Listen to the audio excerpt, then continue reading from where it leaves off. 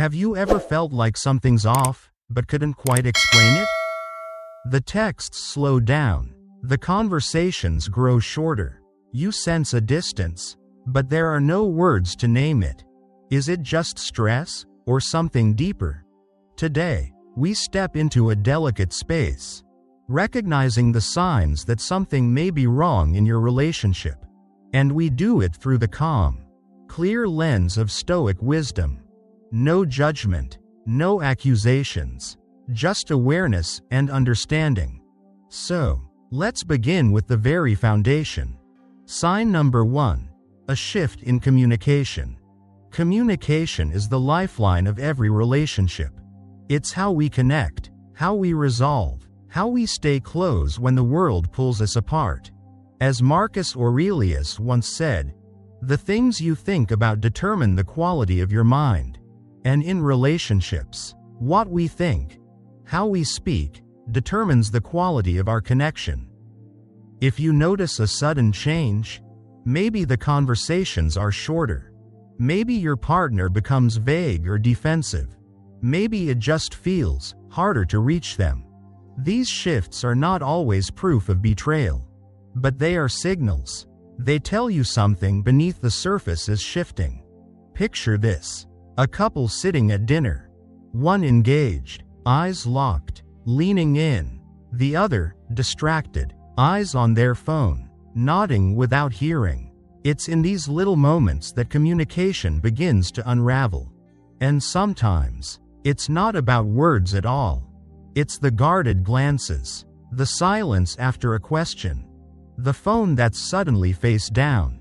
But here's what the Stoics would remind us. Don't rush to judgment. Seek context first. Ask yourself, has she been overwhelmed at work? Is she dealing with a personal loss? Or is she simply emotionally exhausted? Life outside the relationship often echoes within it. And stress has a way of stealing presence without intention. What's needed now is emotional intelligence. The ability to feel without assuming. To care without accusing. Open the door with gentle honesty. Say what you've noticed and how it makes you feel without pointing fingers. This creates space, a space where truth can breathe. Because when communication flows freely, something beautiful happens. Walls come down, intimacy deepens. You stop walking on eggshells and start walking side by side again. Trust, after all, is fragile. It lives in the light, and it disappears in shadows. So be the light. Ask, listen, understand, not to control the outcome, but to connect. And remember, vulnerability isn't weakness. It's the price of true connection. Different people have different ways of expressing themselves. One partner may speak openly. The other may take time. Neither is wrong, but both must be seen. When her tone changes, when affection fades, it may not be rejection. It may be a different language of emotion trying to be heard. Ask her, gently. Invite her to share what's on her heart. You might be surprised by what unfolds. Because the way we talk to each other, and the way we listen, can shape everything that follows.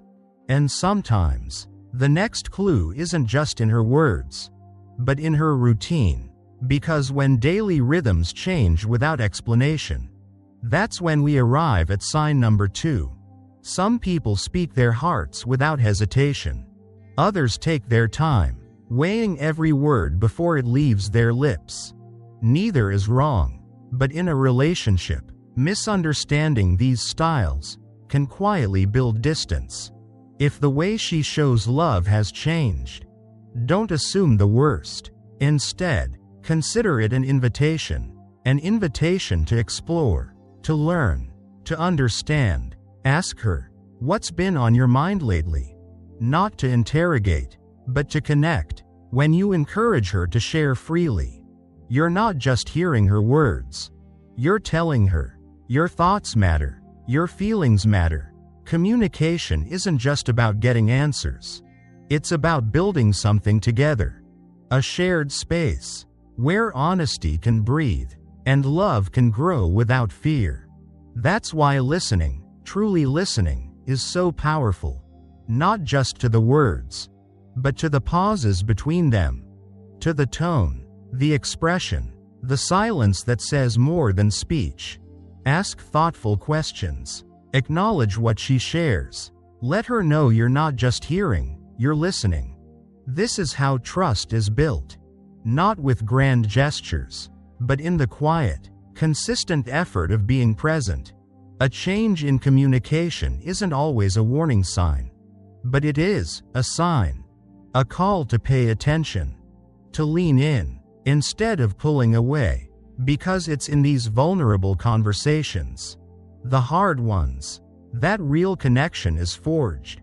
And now, let's talk about a second sign, one that often hides in plain sight. Sign number 2. Unexplained changes in routine. Our daily routines are more than just habits. They're rhythm, stability, the background music of our lives. So when that rhythm changes, when her mornings look different, when the little things you used to share quietly fade, it can create a deep, unsettling silence. Epictetus reminds us, it's not what happens to you, but how you react to it that matters. And in love, how we react to change can either build bridges or burn them. If she suddenly becomes busier, starts coming home later, withdraws from the rituals you once shared, pause, breathe, don't rush in with fear, lead with curiosity. These shifts might be harmless. A new job responsibility, a personal project, or something internal she's still trying to understand herself. But sometimes, change without explanation can be a quiet cry, a drifting away before words can catch up. Ask yourself, is she still excited about the things you used to do together? Or has she begun walking that path alone? These reflections aren't about blame. They're about awareness. So instead of assuming the worst, reach out with gentleness. Say something like, I've noticed you've been a little distant lately. Is everything okay? Simple, kind, open, and most importantly, safe. Because if she feels judged, she won't open up. She'll close off even more. But if she feels seen, heard, and supported, she might share what's truly going on. Remember, sometimes, it's not the relationship that's in trouble. It's life outside of it that's weighing her down. Work stress, family burdens, mental or physical exhaustion. You may not be able to fix it all, but you can walk beside her through it. Because as the Stoics teach us, we don't control what happens outside, but we do control how we show up inside it. When routines shift and conversations grow quiet, what remains is presence. By staying patient, by choosing understanding over assumption, you create a space where connection can survive even the storm of uncertainty. Because sometimes, a change in routine isn't the end of something. It's the beginning of something deeper. Sign number 3. Changes in emotional availability. Emotions are invisible threads. They weave intimacy, stitch trust, and tie hearts together. But what happens when one of those threads begins to unravel? When she stops sharing her thoughts? When laughter turns into silence? When something just feels off? Seneca once said, a good character, once established, should remain steadfast and unshaken. And yet in relationships, emotional tides rise and fall. Not all distance is betrayal. But meaningful changes in emotional presence deserve attention. Maybe she seems distracted, less responsive, or uninterested in the things you used to share. Rather than react with panic, respond with calm, with care. Say something simple, soft, real. Hey, you've seemed a little distant lately. Is there something on your mind?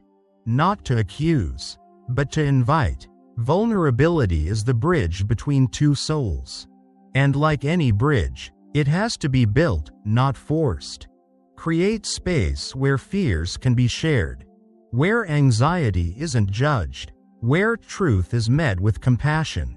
Because real connection doesn't come from constant happiness. It comes from mutual courage.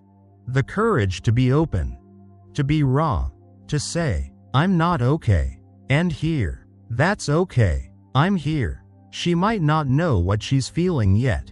And that's all right. The world teaches us to be strong. But Stoicism reminds us, true strength is gentle. It listens. It waits. Emotional withdrawal can come from exhaustion, grief, even depression. It doesn't always mean something is wrong between you. Sometimes, something's just wrong within her. Encourage her to take care of herself. Support her, not by fixing her, but by simply being there. This is how you protect the emotional foundation of your relationship.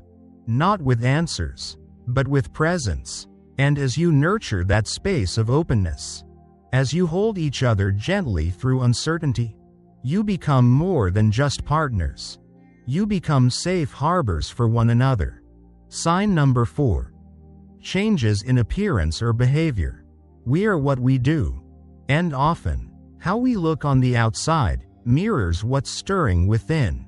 So when her style shifts, when she picks up a new habit or energy, don't rush to conclusions.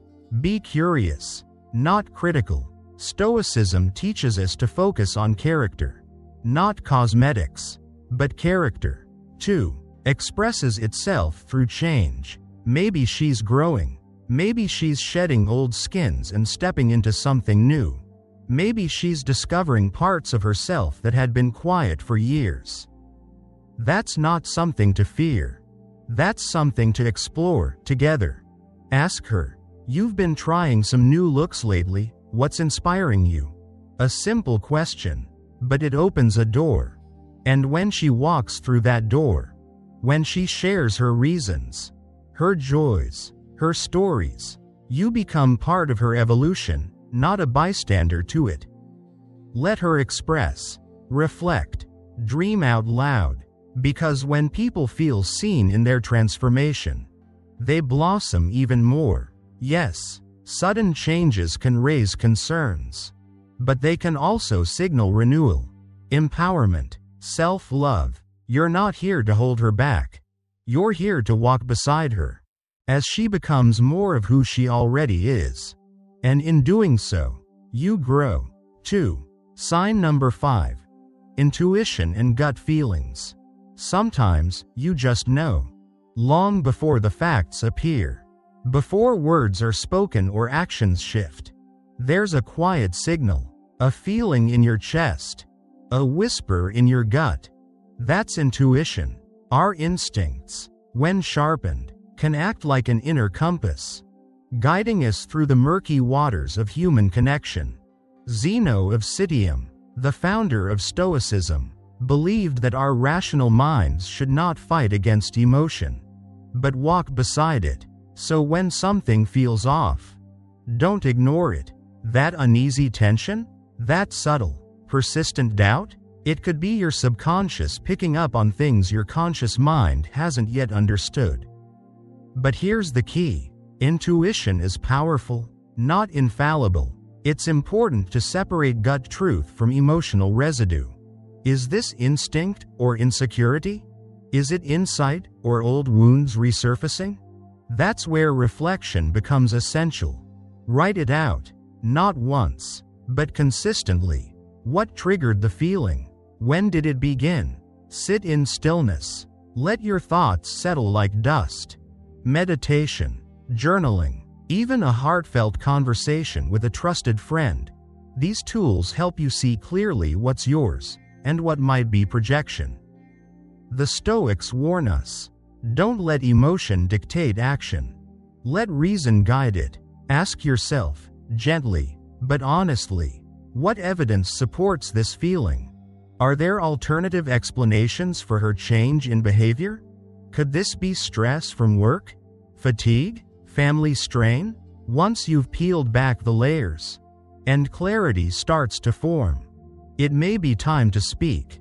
But speak from the heart, not from fear. Say something like, "I've been feeling a bit uneasy lately, and I wanted to share that with you." That's it. No accusations, no traps, just truth, wrapped in vulnerability.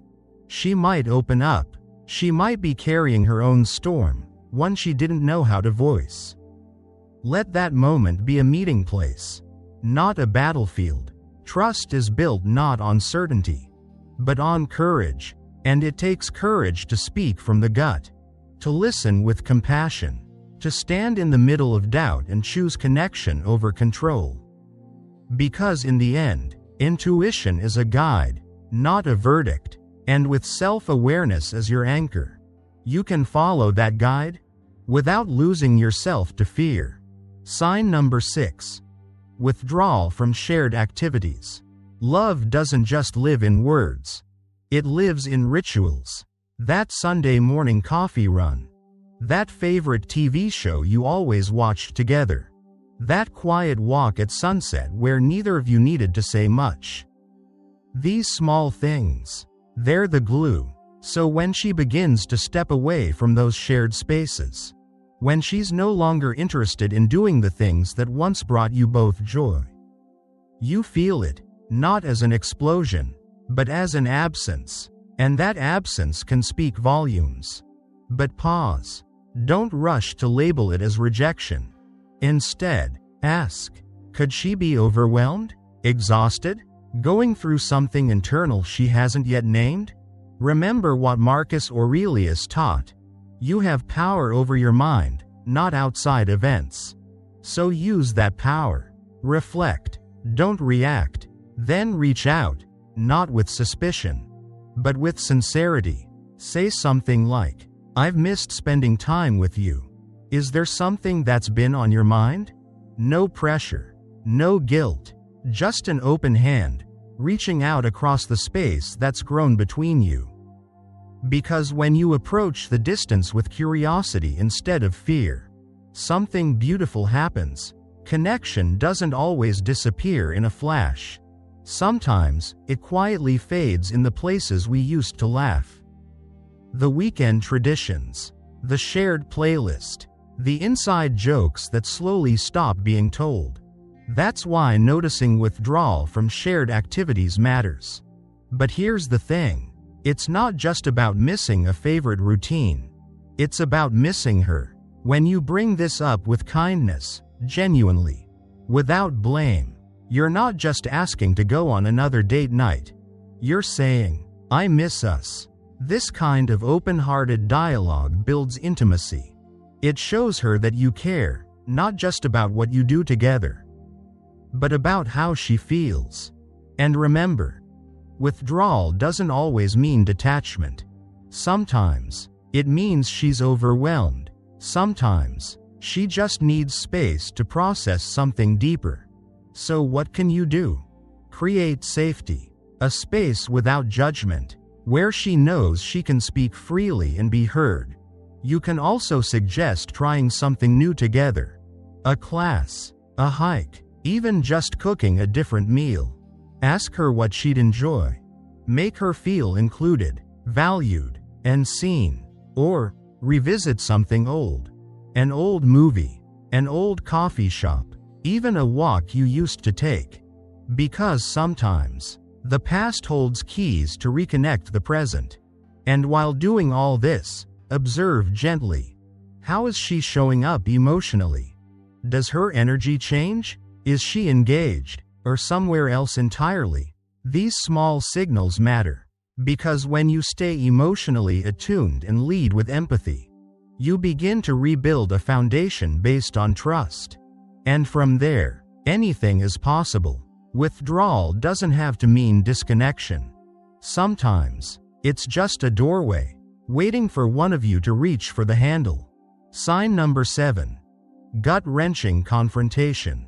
There comes a moment when silence becomes louder than any words.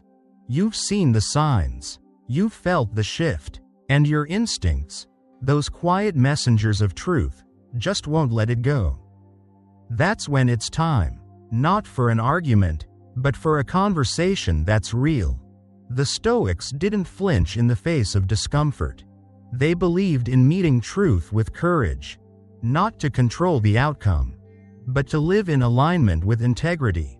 So if something feels broken, don't pretend it's whole, but also, don't approach with fire. Approach with intention.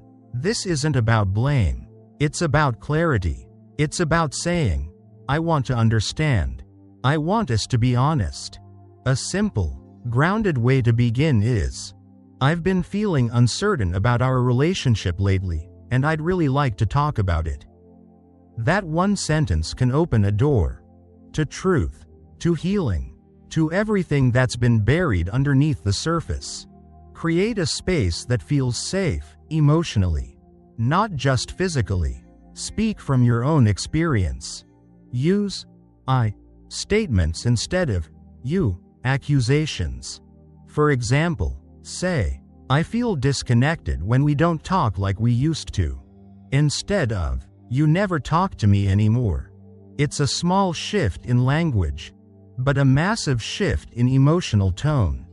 Because what you're really saying is, I care enough to be vulnerable with you. And when you do that, you invite her to be vulnerable, too. She might be carrying pain. She might be scared. She might not even fully understand what she's feeling yet. But this moment, if met with compassion, can become the beginning of something deeper. Because as the Stoics remind us, true strength doesn't roar. Sometimes, it simply sits still, holding space for honesty. It shows up when you choose to listen. Really listen, without jumping in, without preparing your next reply while the other person is still speaking. In that silence, you build trust. As you move through difficult conversations, notice not just the words, but the way they're said, your tone, your body language. It all speaks. Come to the conversation not to win, but to understand. And remember, not every wound heals in a single talk. Some truths need time to breathe. Some emotions need space to settle. So be patient. Be open to the idea that healing is not a destination, but a process. After the talk, reflect. What was said? What was felt? What new truth emerged between you? From there, take small, steady steps forward. Maybe it's setting aside time for open conversations each week. Maybe it's seeking guidance through counseling, or simply doing more things that bring joy together. These aren't just gestures. They're investments in love, in trust, in us. Because avoiding discomfort doesn't protect a relationship. Facing it with empathy does. The Stoics taught us to turn inward, to master ourselves, before we try to manage the chaos around us.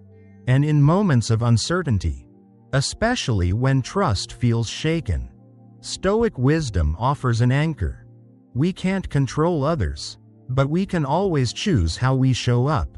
With clarity, with integrity, with love. So if you're standing at a crossroads, let that be your compass. Vulnerability isn't weakness. It's the doorway to deeper connection. Trust isn't given. It's built, word by word, moment by moment. So reflect on what you've seen, what you've felt, and what your instincts are gently whispering.